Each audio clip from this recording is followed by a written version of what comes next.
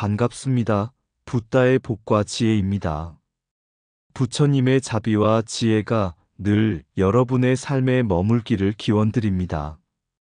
오늘은 불심 깊은 성군 진흥왕과 그의 가르침을 따라 세워진 화랑도라는 고귀한 공동체를 통해 우리가 본래 지닌 불성을 다시금 돌아보는 시간을 나누고자 합니다. 깨달음의 길, 그 첫걸음을 함께 걸어가 보겠습니다. 자, 그럼 화랑은 바로 진흥왕이 창설했던 불교의 집단이다. 그 여정을 함께 해볼까요? 진흥왕과 어린 화랑의 질문.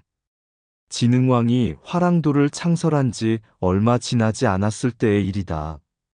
왕은 직접 선발된 화랑 중 몇 사람을 불러 궁궐 정원에서 함께 차를 마시며 물었다. 너희는 왜 이 화랑도가 되었느냐? 한 어린 화랑이 조심스럽게 대답했다. 전 나라를 위해 칼을 들고 왕을 위해 목숨을 바치고자 왔습니다. 진흥왕은 조용히 웃으며 고개를 끄덕였지만 이어 또 다른 소년에게 물었다. 너는 어떤 마음으로 이 길을 택했느냐? 소년은 말없이 눈을 감고 손을 모았다. 그리고 이렇게 말했다. 전 불법을 따르고 미륵의 뜻을 따르려 왔습니다. 무엇이 옳고 그른지 스스로 깨달아 중생을 돕는 화랑이 되고 싶습니다. 그 말을 들은 진흥왕은 깊은 감동을 받았다. 진정한 화랑은 칼을 위해 길을 걷지 않는다. 화랑의 칼은 어두움을 걷어내는 지혜이고 화랑의 방패는 중생을 품는 자비이다. 너희가 걷는 길은 부처님께서 일러주신 보살의 길이 되어야 한다. 그날 이후 진흥왕은 화랑도 훈련장 곳곳에 불경을 필사하게 하고 모든 화랑이 원광법사의 세소고개를 마음에 새기도록 명했다. 진흥왕, 불법의 나라의 길을 묻다.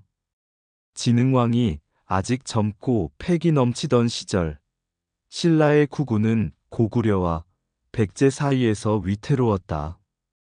그는 무력으로 나라를 지킬 수 있을지는 몰라도 백성의 마음까지 다스릴 수 있을지에 대해 늘 고민하였다. 그런 진흥왕에게 한 스승이 있었다.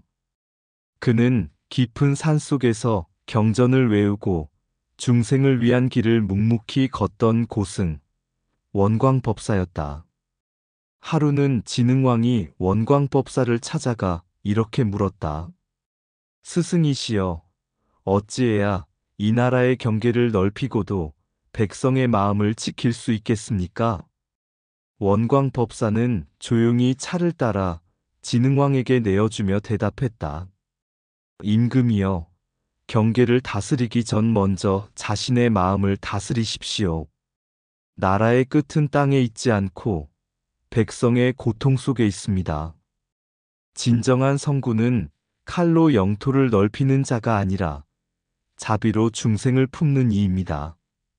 진흥왕은 그날 이후 스승의 가르침을 마음에 새기고 불법을 정사로 삼기 시작하였다. 그러던 중 그는 인도의 아쇼카 대왕에 대한 이야기를 듣게 되었다.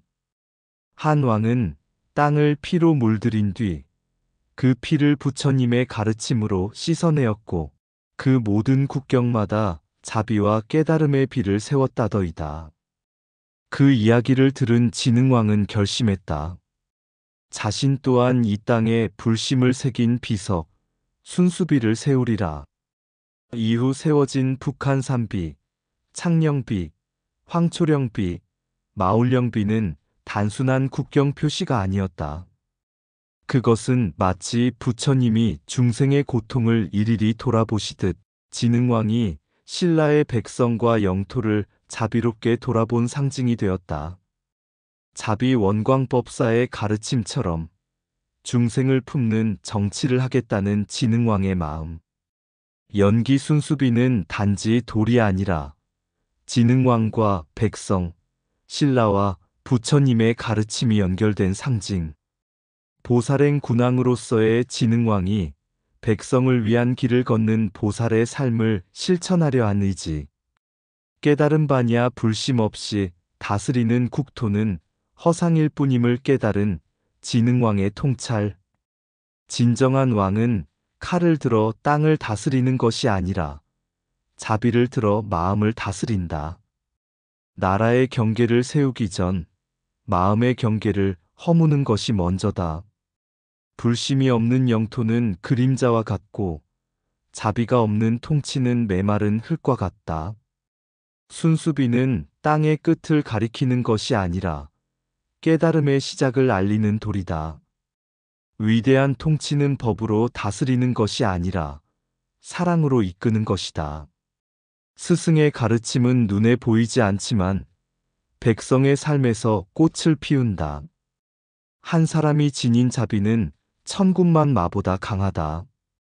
불상을 세우기보다 불심을 세우는 것이 참된 불사이다. 군주의 자리는 높지만 부처님의 가르침 아래선 모두가 배움의 자리다. 백성을 이끄는 길은 오직 자비의 길, 그 외의 길은 모두 번뇌일 뿐이다. 불법은 산속에만 있는 것이 아니다. 백성의 눈물 속에도 임금의 결단 속에도 있다. 아쇼카가 자비로 영토를 품었듯 지능왕도 불심으로 신라를 품었다. 전륜성왕은 무기를 든 자가 아니라 진리를 지닌 자를 일컫는다. 한 자루의 검보다 한 줄의 진리가 세상을 오래 지킨다.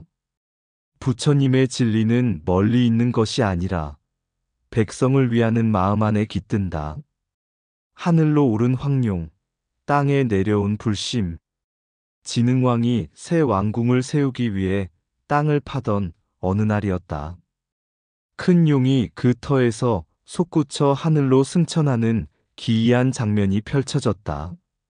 사람들은 놀라 두려워했지만 지능왕은 침착히 말했다. 이 땅은 왕이 거할 자리가 아니니 부처님께 귀의할 곳이다. 그는 이곳에 사찰을 세우라 명하였고 그 이름을 황룡사라 하였다. 황룡은 단순한 전설의 존재가 아니라 중생의 어리석음을 끌어올려 하늘로 올리는 깨달음의 상징이었기 때문이다. 며칠 뒤 강릉 앞바다의 한 척에 표류한 배가 닿았다. 배 안에는 사람은 없고 오직 불상 제작에 필요한 금속과 주물, 그리고 한 장의 아쇼카 대왕의 서신이 들어 있었다. 그 편지에는 이런 내용이 적혀 있었다. 나는 수없이 불상을 만들고자 하였으나 번번이 실패하였다. 부디 이 불심이 인연 있는 땅에서 실현되기를 바라며 불심이 깊은 그곳에서 다시 태어나길 소망하노라. 지능왕은 눈을 감고 깊이 명상한 뒤 이렇게 말했다. 이 인연은 우리 신라에 닿았다. 이 불상은 신라 백성의 마음속 부처를 깨우는 거울이 될 것이다. 그리하여 지능왕은 전국의 장인을 모아 불상을 제작하게 하였고 그 장육존상 즉 사람 키의 6배 크기인 거대한 불상이 완성되었다. 황룡사의 본존불이자 신라 백성의 신심과 통일의지 그리고 부처님의 중생구제 정신을 담은 상징이었다. 자비. 황룡사의 창건은 백성을 위한 불사의 시작이었습니다. 지능왕은 자신의 궁궐보다 백성의 마음 안식을 우선한 것입니다. 연기. 인도 아쇼카 대왕의 불상이 신라에 도달한 것은 단순한 우연이 아닌 인연이 맺어진 결과이며 부처님의 뜻이 연결된 상징입니다. 보살행. 지능왕은 왕으로서의 권력보다 중생을 위하는 마음으로 이 일에 임하였습니다. 이는 지도자의 길이 곧 보살의 길임을 보여주는 행위입니다. 깨달은 바냐. 장육존상은 단지 거대한 조형물이 아닌 백성이 자기 안의 부처를 바라보며 스스로를 깨닫게 하는 상징이었습니다. 하늘로 오른 황룡은 중생의 무명을 걷어낸 자비의 상징이다. 궁궐보다 절을 세운 이는 권력보다 진리를 택한 이다. 진정한 불상은 금속으로 짓지 않고 백성의 마음으로 빚어진다. 표류한 배는 바람을 따라왔지만 불심은 인연을 따라 도착했다. 장육존상은 크기를 자랑하는 상이 아니라 중생의 깊이를 비추는 거울이다. 불법은 높은 탑에 깃들지 않고 낮은 마음 속에 머문다. 진흥왕의 불심은 나라를 지배한 것이 아니라 백성의 고통을 이해하려 했다. 한 마리 황룡의 승천은 한 왕의 욕망이 사라지는 순간이었다. 보살은 칼을 들지 않는다. 대신 중생을 위한 결단을 든다. 아쇼카의 서신은 바다를 건넜고 진흥왕의 자비는 그것을 꽃피웠다. 불상은 그저 형상이 아니라 그 안에 담긴 연기의 증명이다. 나라의 힘은 영토에 있지 않고 그 영토 위에 선자비에 있다. 불법은 인도에서 시작되었지만 신라에서 피어난 꽃이 되었다. 황룡사의 깃든 뜻은 왕의 업적이 아니라 부처님의 길을 걷겠다는 서원이다. 진흥왕은 백성을 위해 땅을 넓히지 않았다. 마음을 넓혔을 뿐이다. 미래의 부처, 세속 속 보살이 되다. 신라의 어느 시기 궁궐 안에서는 아름다운 양가 규수들을 뽑아 원하라는 모임을 만들었다. 왕은 이들을 나라의 품격을 대표할 이상적 인물로 키우고자 했지만 인간의 질투와 번뇌는 그 뜻을 무너뜨렸다. 두 원하가 서로를 시기하다 비극적인 독살 사건이 일어난 것이다. 이 소식을 들은 진흥왕은 깊이 상심하였다. 그리고 원광법사를 불러 물었다. 사람의 겉모습은 꽃처럼 화려하나 마음은 어찌 이리도 혼탁한가? 어떻게 해야 청춘들이 진정한 꽃처럼 피어날 수 있겠는가? 원광법사는 고요히 눈을 감고 말했다. 겉은 시들어도 마음의 미륵을 품으면 누구나 향기 나는 삶을 살 수 있습니다. 임금이여, 꽃은 다시 피우되 이번에는 불심으로 피우십시오. 그리하여 진흥왕은 화랑이라 이름 짓고 젊은 남성들을 모아 미륵불을 주존불로 삼은 불교 공동체로 재편하였다. 이 화랑들은 용화향도, 즉 미래의 미륵이 머물 용화산의 제자를 뜻하는 이름으로 불렸다. 화랑은 단순한 무사 집단이 아니었다. 그들은 원광법사의 세속옥에 살생하지 말라, 도둑질하지 말라, 거짓말하지 말라, 여색을 탐하지 말라, 충성하라 를 가슴에 품고 세속에서 보살처럼 살아가길 다짐한 현실 속 수행자였다. 그들은 전쟁터에서도 복수보다는 자비를, 승리보다는 정의를 따랐고 결국 김유신, 김춘추 같은 인물들을 통해 삼국을 통일하는 큰 그릇이 되었다. 보살행. 화랑은 속세를 떠난 출가 승려가 아닌 세속에서 중생을 돕는 보살의 삶을 실천한 이들입니다. 미륵신앙. 화랑들은 장차 용화세계에 내려올 미륵불의 제자로서 미래 불국토를 준비하는 미래 부처의 길을 걷는 자들이었습니다. 자비. 원화의 실패를 극복하며 화랑은 내면의 자비를 깨닫고 타인을 품는 수양의 상징이 되었습니다. 연기. 과거의 질투와 파괴가 오히려 새로운 길의 씨앗이 되어 화랑도로 이어졌다는 인과의 법칙을 보여줍니다. 깨달은 바냐? 외면의 아름다움이 아닌 내면의 불성을 깨닫는 길을 통해 진정한 청춘의 의미를 다시 정의합니다. 세속에 머물러도 마음이 깨달음을 향한다면 그 길이 곧 수행이다. 화랑의 검은 힘이 아닌 자비를 위해 들려야 한다. 미륵을 믿는다는 것은 미래를 밝히는 사람으로 오늘을 살아간다는 뜻이다. 화랑은 미모로 뽑히지 않고 마음의 향기로 선택되었다. 보살은 절에만 있지 않다. 전장에서도 세상 속에서도 중생을 품는다. 진정한 청춘은 칼보다 자비를 배울 줄 아는 용기를 지닌 자다. 용화향도는 단지 조직이 아니라 미래 불국토를 짓는 청춘의 서원이었다. 세속옥에는 단순한 계율이 아니라 중생을 위한 삶의 다짐이다. 원화가 꽃이었다면 화랑은 그 향기를 품은 마음이었다. 불성은 출가한 스님뿐 아니라 충성과 자비로 무장한 화랑 안에도 있다. 남을 이기는 힘보다 자신을 다스리는 자비가 더 강하다. 화랑의 길은 미륵의 뜻을 따라 이 땅에 부처의 씨앗을 심는 길이었다. 아름다움은 몸에 있지 않고 자비로 움직이는 마음에 있다. 화랑은 왕을 위해 충성했지만 백성을 위해 자비를 실천했다.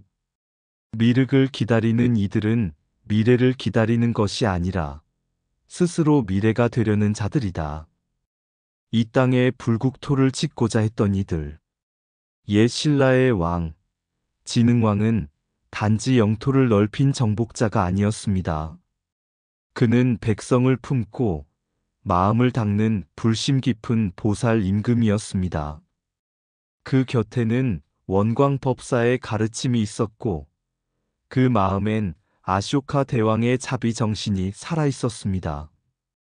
그는 왕궁 대신 황룡사를 세우고 그 안에 장육존상을 모심으로써 이 땅이 불국토의 씨앗이 되기를 바랐습니다. 그 불상의 눈동자에는 백성의 고통이 담겼고 그 미소에는 미래의 평화가 깃들어 있었습니다.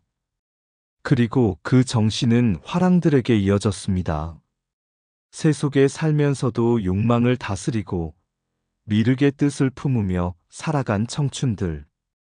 그들은 검을 들되 분노로 휘두르지 않았고 이기는 법보다 베풀 줄 아는 자비를 먼저 배운 자들이었습니다. 이 모든 흐름 속에는 부처님의 참뜻이 있었습니다.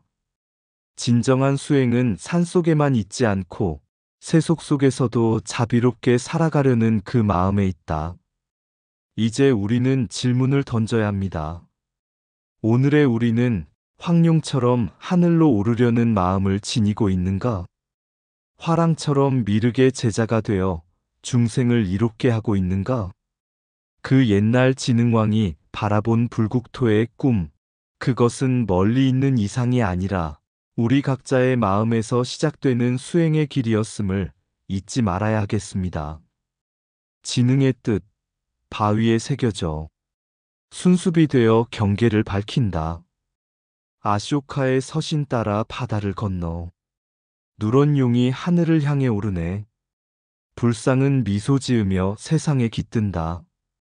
원광의 가르침 마음에 새기고 청춘의 피 화랑되어 타오른다. 용화향도 미륵을 기다리는 자들. 용맹과 자비로 나라를 수호하리. 꽃처럼 고운 뜻 모여 검과 불심이 함께하니 무사의 길 또한 부처의 길.